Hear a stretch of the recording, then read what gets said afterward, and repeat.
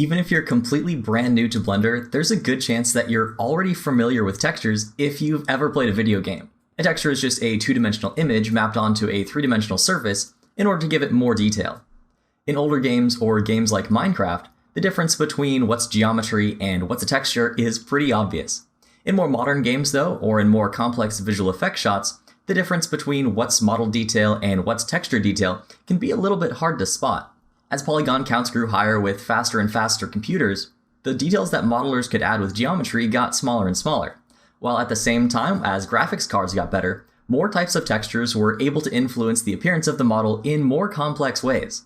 So when it comes to adding details to your work, where the modeling stops and the texturing begins is going to be unique to each and every project.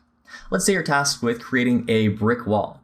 Should you model each brick individually, or should you just create a single plane and add a brick texture to it? Well, that's totally up to you, or your boss, or the limitations of your graphics card, or the polygon count police. It's just a decision that could go either way depending on the circumstances.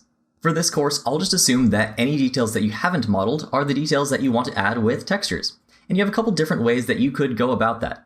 First, you could texture with photos, either photos that you find online or photos that you take yourself. You could also use procedural textures, which are computer-generated patterns that you can combine in all sorts of different ways and control the parameters of. You could also just paint the textures yourself, or as is most common, use some combination of all of the above.